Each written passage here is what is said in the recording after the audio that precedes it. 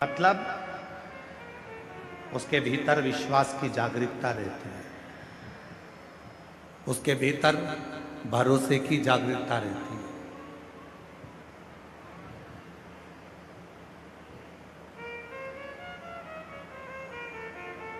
उसके भीतर परमात्मा के समर्पण की जागरूकता रहती है, इसलिए उस भरोसे में, उस विश्वास में वो जीता है,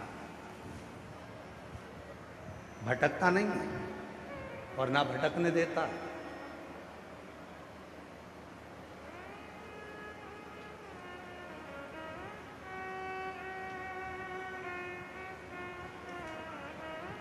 कल एक बहन जी ने एक प्रश्न लिखकर दिया और वो पत्र जब हम कल जहां हम अग्रवाल भवन में ठहरे हैं, अग्रसेन भवन में जहां हमारा निवास है, जहां हम रुके हैं,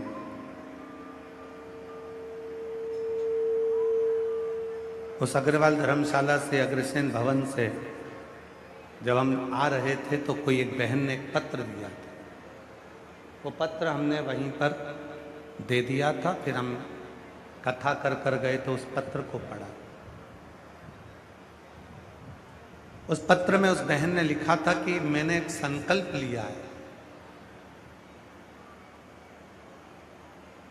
कि मैं 1008 बेलपत्र शिव जी को समर्पित करूंगा।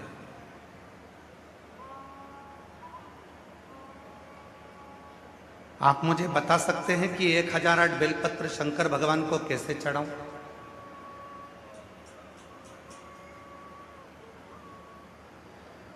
उस बहन ने पत्र में लिखा कि हमने संकल्प लिया है कि 1008 बेलपत्र शिव जी को समर्पित करूंगी। क्या आप बता सकते हो कि वो 1008 बेलपत्र शंकर जी को कैसे चढ़ाऊं? थोड़ा सावधानी से सुनना उस बेटी के प्रश्न, उस बहन के प्रश्न।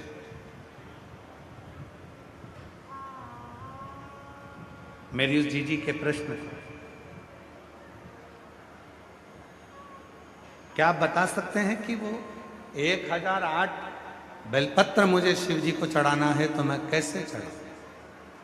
अगर वो बहन जो अग्रसेन भवन में पत्र दी थी, अगर वो बैठी हो तो खड़ी हो सकती है, और अगर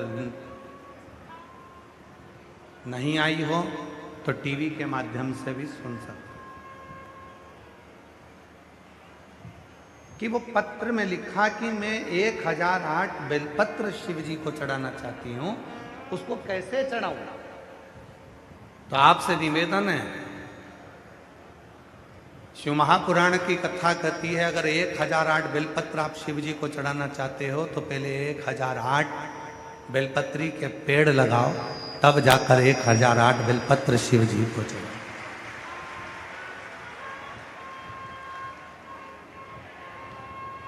अपना हक ही नहीं है, अपना है।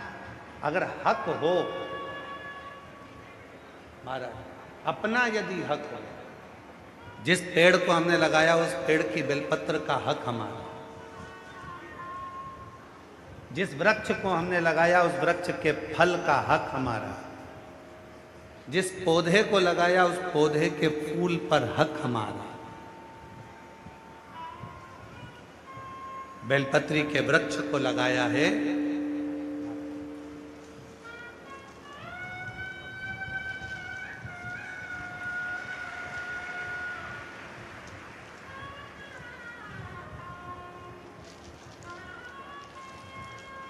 हमारे बीच में दंडी स्वामी महामंडलेश्वर श्री सवितानंद महाराज जी पधारे। एक बार जोरदार ताली बजाकर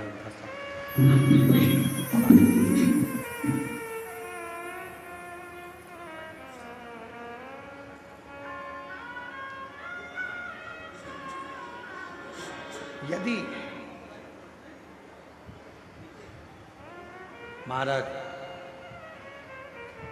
1008 बेलपत्र यदि आप शिव जी को समर्पित कर रहे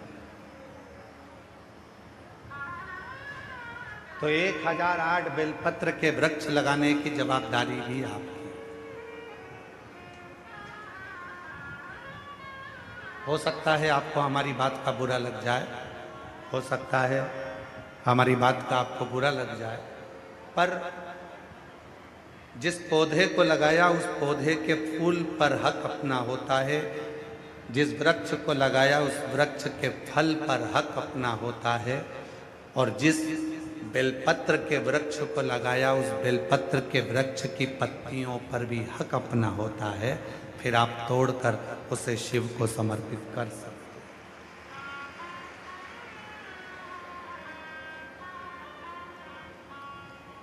अब संकल्प आपने लिया,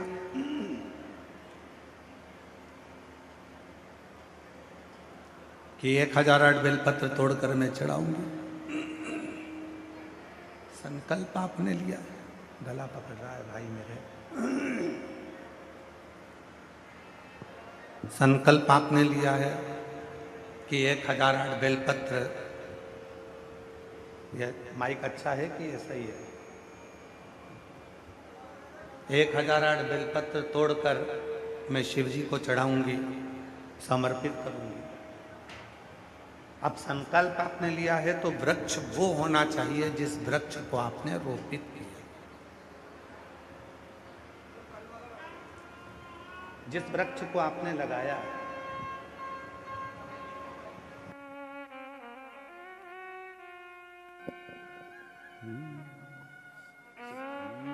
शरण पड़ी मांगो घड़ी रे घड़ी, दुख काटो दया करी न दर्शन आपो।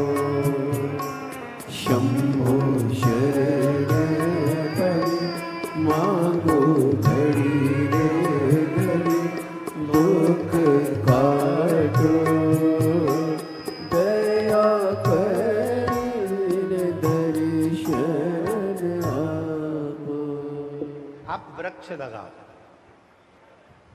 जब स्वयं वृक्ष लगाओगे और स्वयं उस वृक्ष में से बेलपत्र तोड़कर शिव जी को समर्पित करोगे, भगवान शंकर को चढ़ाओगे, तो लगेगा कि तुमने 1008 बेलपत्र भगवान शिव को दिया।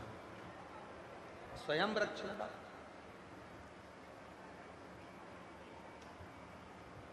उमा संहिता, उमा संहिता को अगर बन सके, आप सुन रहे हो ठीक है, और यदि बन सके तो आप गीता प्रेस गोरखपुर की शिव महापुराण लेकर आओ और उसको पढ़ो, उसकी उमा संहिता को पढ़िए। बहुत ध्यान लगाकर सुनिएगा मेरी जीजियों, पुरुषोत्तम मास की कथा चल रही है। एक एक शब्द आपके लिए बहुत सुख देने वाला है, आनंद देने वाला है, एक एक शब्द। उमा संहिता को पढ़िए। जब गीता प्रेस गोरखपुर के शिव पुराण को लाकर आप उमा संहिता को पढ़ेंगे तो उस उमा संहिता में आप अध्ययन करेंगे, और वो अध्ययन करने के बाद आप अपने भीतर उतारिएगा। मान लो आपने 1.25 लाख बेलपत्र चढ़ाने का संकल्प कर लिया, मान लो आपने 1008 बेलपत्र चढ़ाने का संकल्प कर लिया, मान लो 108 बेलपत्र चढ़ाने का संकल्प कर लिया, और तुम्हारे पास में तुम्हारा लगाया गया वृक्ष नहीं है और तुम्हें इतनी बेलपत्र चढ़ाना है, तो फिर करोगे क्या? बेलपत्र का पेड़ लगने में तो टाइम लगेगा, तो इतनी बेलपत्र चढ़ाओगे कैसे? तो फिर उमा संहिता ने कहा, उमा संहिता में वर्णन आता है, एक बार माता पार्वती जी ने भगवान शंकर को प्राप्त करने के लिए 1.25 करोड़ बेलपत्र के पत्र शिव को समर्पित करने का संकल्प ले लिया। उनकी सखियां बेलपत्र के पत्र तोड़कर लाती हैं तो भी वो 1.25 करोड़ नहीं हो पाते। तब माता पार्वती जी को लगा कि मेरा संकल्प अधूरा रह जाएगा। तब माता पार्वती जी तुमरुका जी के पास गई और तुमरुका जी से पूछा, तुमरुका जी बताओ 1.25 करोड़ बेलपत्र चढ़ाना है शिव को प्रसन्न करने के लिए, मैं क्या करूं? तुमरुका जी ने कहा, मां एक बेलपत्र लेकर आओ, उस बेलपत्र को सूखने के बाद उसका चूरा बनाओ, जितना बारीक चूरा हो सके उतना बारीक कर लो और उस चूरे को शिव जी पे समर्पित कर दो। वो 1.25 करोड़ बेलपत्र के सुख के बराबर सुख प्रदान कर।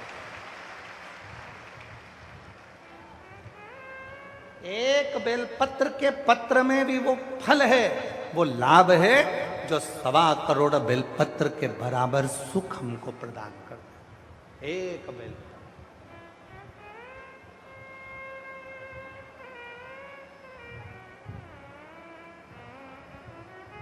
कुबेरेश्वर धाम जाते हो आप लोग? जब सीहोर जाते हो कुबेरेश्वर धाम पर, बाबा कुबेर भंडारी की भूमि पर जाते हो, 12 ज्योतिर्लिंग के मध्य बिंदु कुबेरेश्वर धाम पर कंकर शंकर पूजन करते हो, वहां से एक रुद्राक्ष लेकर आप आते हो। वहां से आते समय एक बेलपत्र जो शंकर भगवान पे चढ़ा हुआ हो,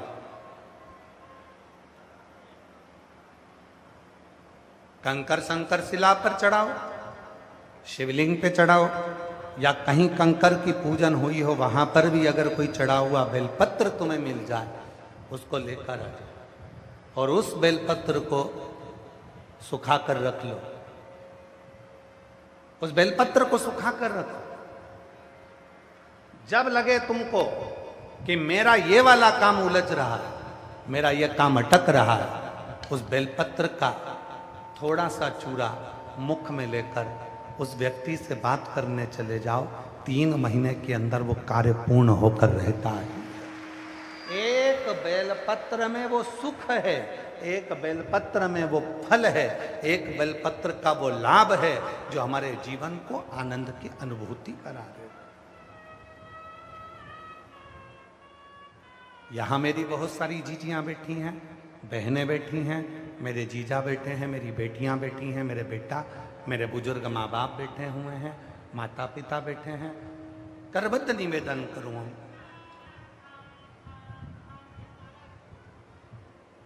1.25 लाख बेलपत्र चढ़ाना है, 108 बेलपत्र चढ़ाना है, 1008 बेलपत्र चढ़ाना है, 1.25 करोड़ बेलपत्र चढ़ाना है।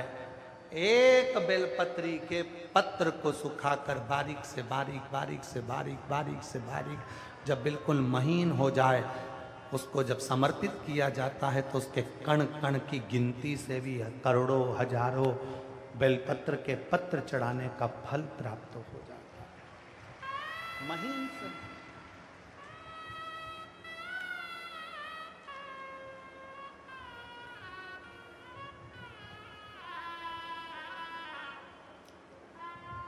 आचार को सुरक्षित रखना है।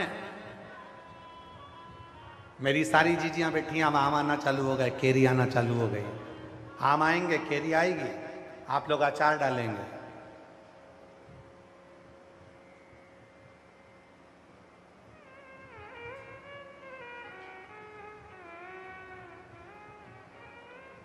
जिस दिन हम आए थे उस दिन हमारे एक दिल्ली वाले गोयल जी और बंसल जी तो यहाँ बैठे हैं, दिल्ली वाले गोयल जी बंसल जी दोनों थोड़ा थोड़ा अचार का डब्बा बांध कर लाए। कहा गुरुजी नया डाला है। तो हमने पूछा क्यों भाई इतना अचार लाए हो, इस अचार में फाँक तो बहुत कम है और तेल ज़्यादा है। तो वो गोयल जी की धर्म पत्नी बोली ये जितना तेल में डूबा रहता है उतना सुरक्षित रहता है। हमने कहा वाह कितनी सुंदर बात कही।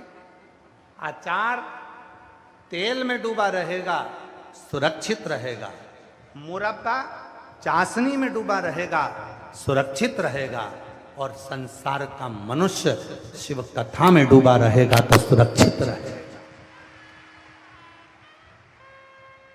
जो भगवान की भक्ति में डूबा है।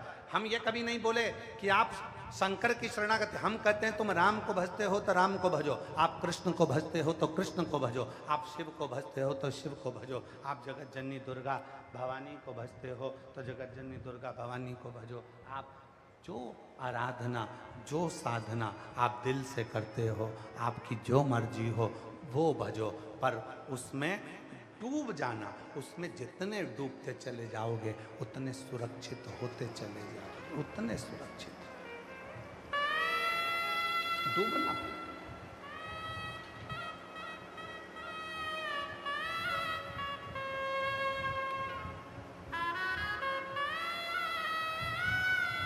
पानी में डूबोगे तो मर जाओगे, और शिव की भक्ति में डूबोगे तो तर जाओगे।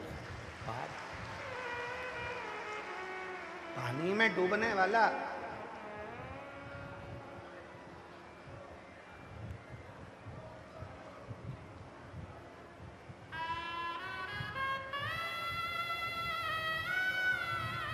और कहने में पीछे नहीं हटेंगे।